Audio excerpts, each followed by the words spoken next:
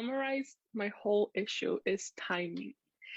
About the logical games, like there is not one logic game that I cannot solve it, but no matter how much I try, I even try to I watch your mastermind videos and everything. It helped me a lot to just solve it better.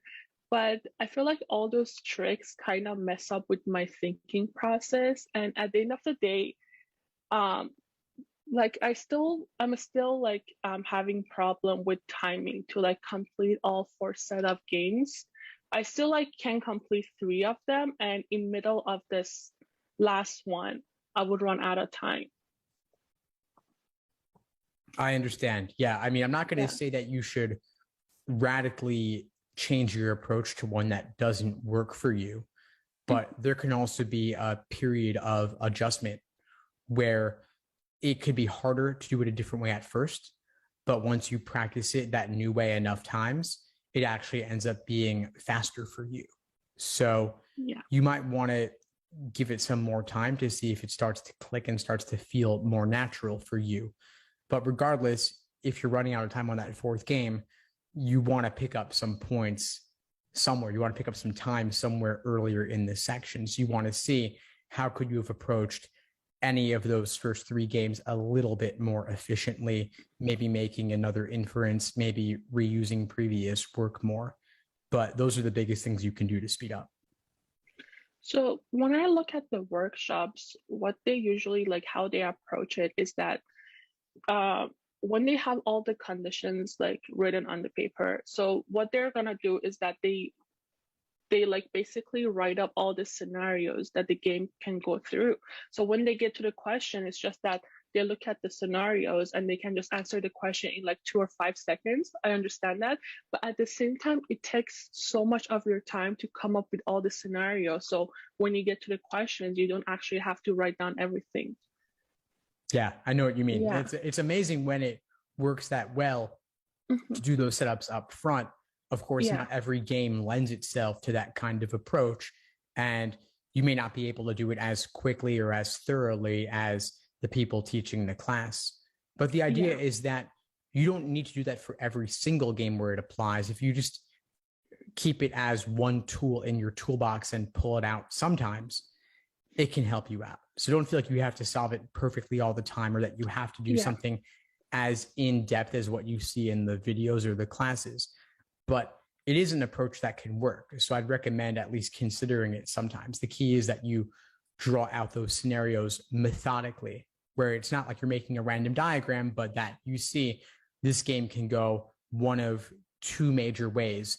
So you draw out those two different options and then make them more detailed with time.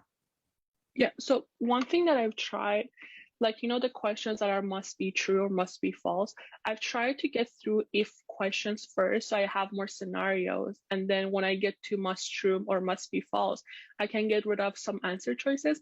But the questions are designed so smart that like the maximum number of answer choices I can get rid of is like one or two. Like even if I solve those if questions first. But I guess that's how it is.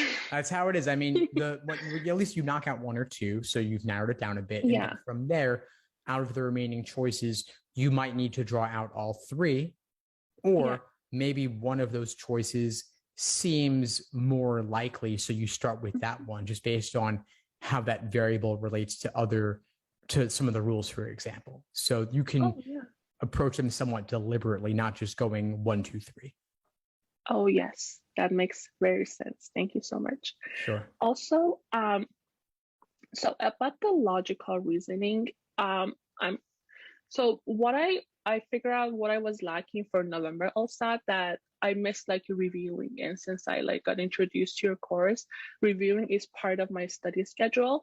And with the logical reasoning reviewing, the issue that I have is that I cannot seem to like understand what I'm doing wrong about that type of a question, like if it's like an assumption question, or if it's like different type of logical reasoning questions.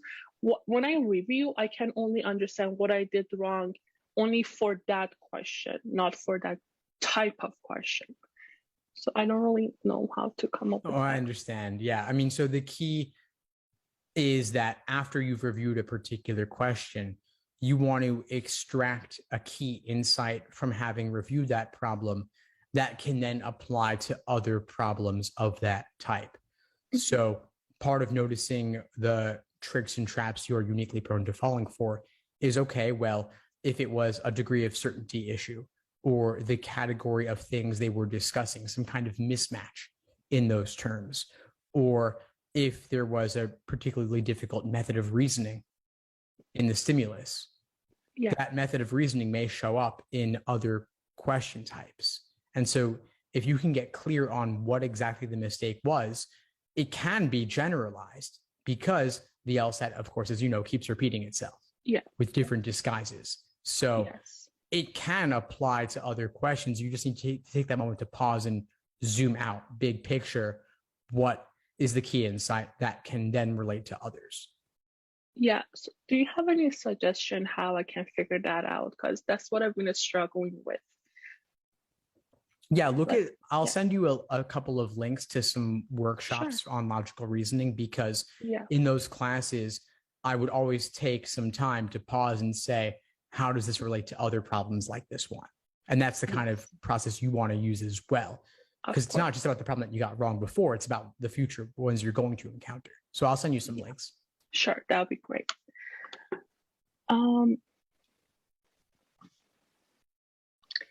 Okay, so what I've been trying to do for logical reasoning is that, so when I first started studying, so number 1 to number 10 were the easiest the questions for me. I would get them right 100% of time.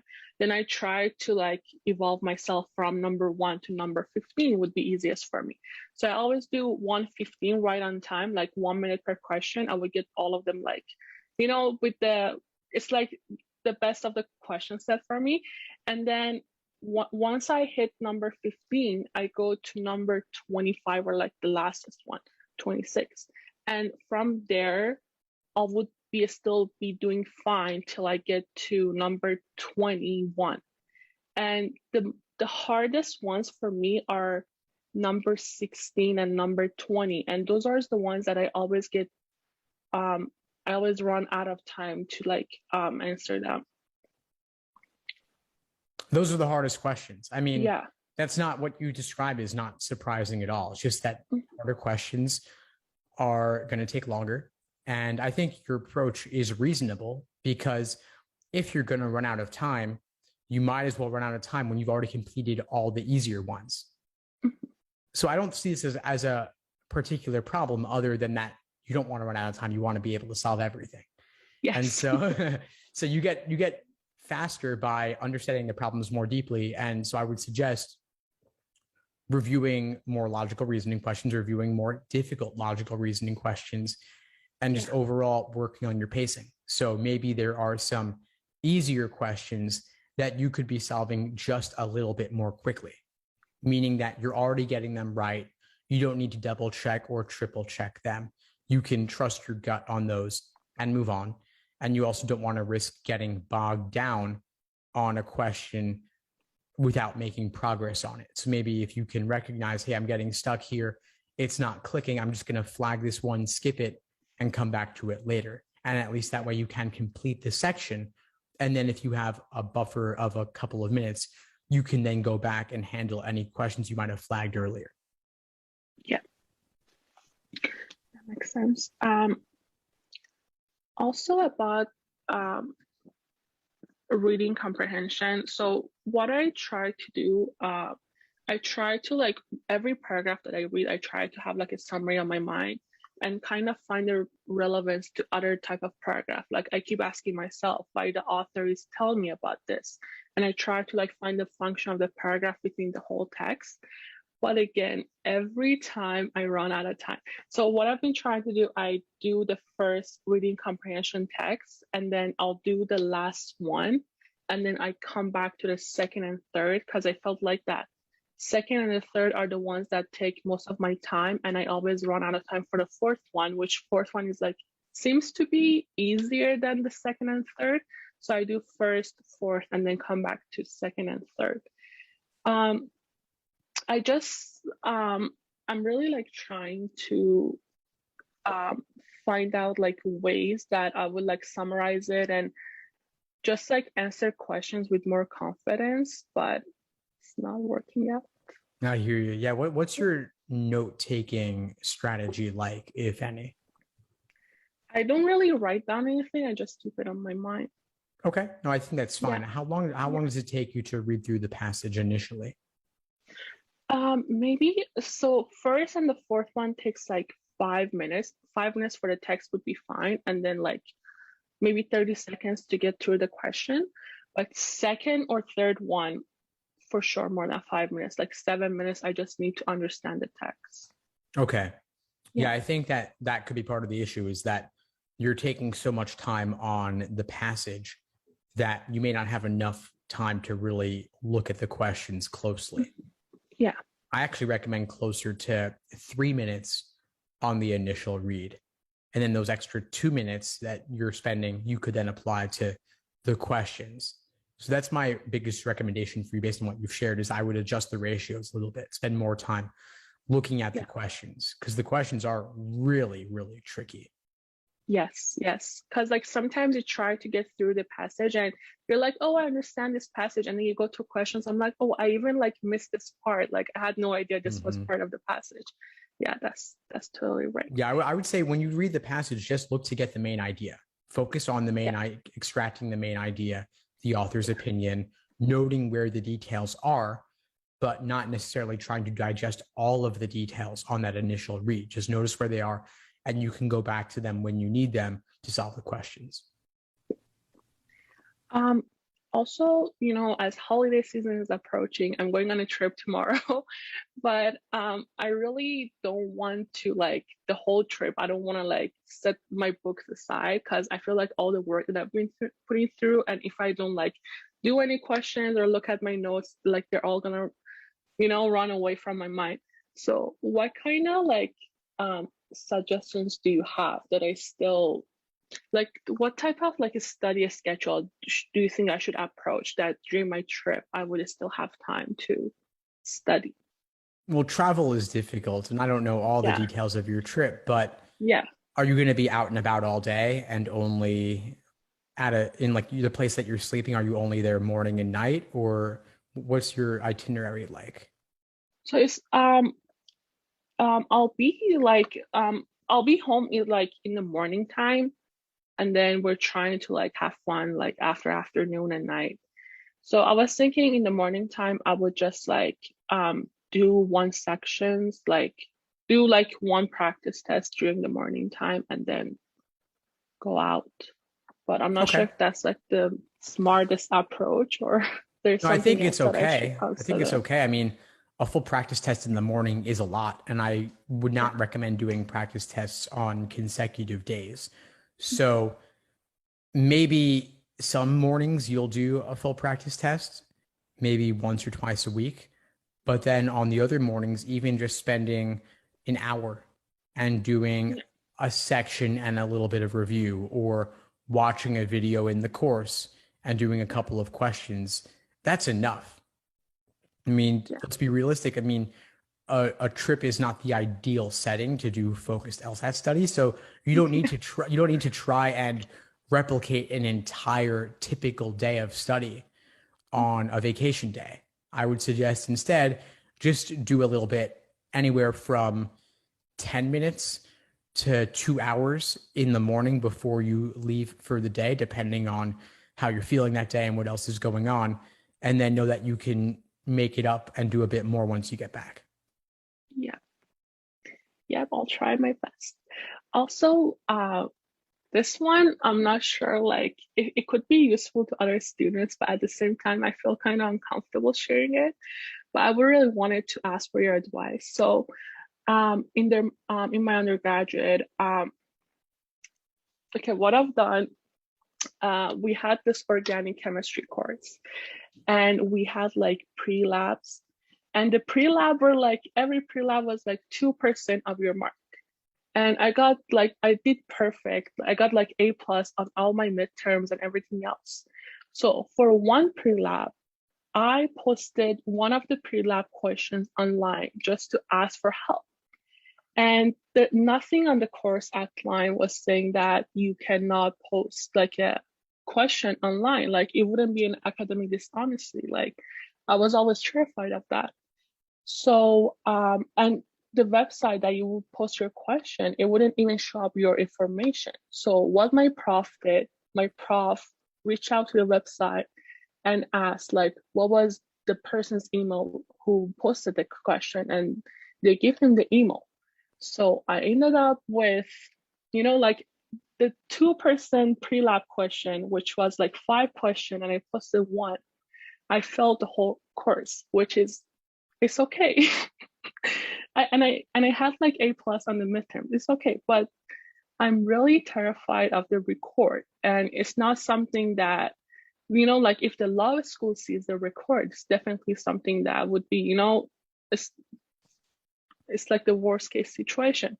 But at the same time, it was really something small that first I didn't have the intention to like cheat or do any type of academic dishonesty, and so I don't know what to do about it. Like, no, I'm very sorry to hear about this. Obviously, you did not have any ill intentions. This was just a misunderstanding.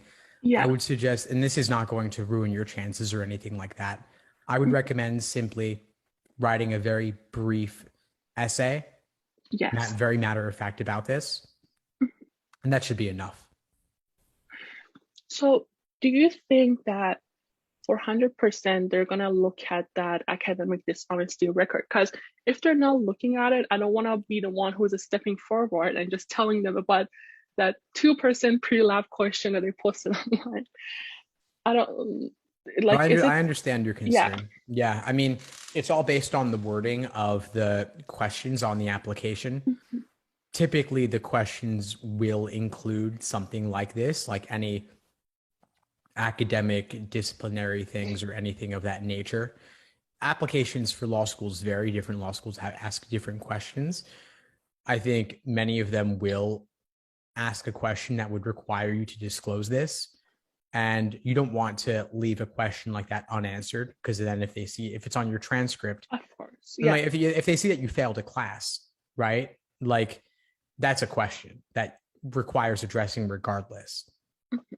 So I would simply share with them what you shared with me, not looking to make excuses, but just explain the situation and say how what you did was not intending to violate any rules, that it did not violate any rules that were posted anywhere, but this was a misunderstanding between you and the professor, and it was not with the intention to cheat or anything like that.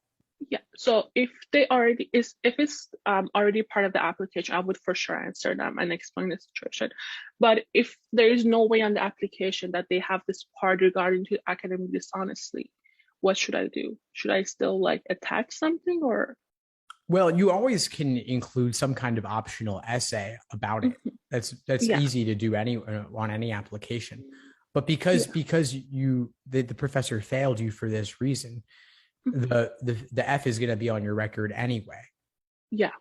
And it's a shame because you did so well in the class, 2% lab question, and it was 5 questions, and I posted 1 of them online. No, I mean, I don't think I could get an A+ in organic chemistry. That was not my thing for sure. So you definitely have the skills there. I mean, it's unfortunate, but I would just write a very brief essay, very matter of fact, explaining the situation just to cover that. Sure. Of course. I'll do that. Okay. So I don't really have any, let me see if I asked everything.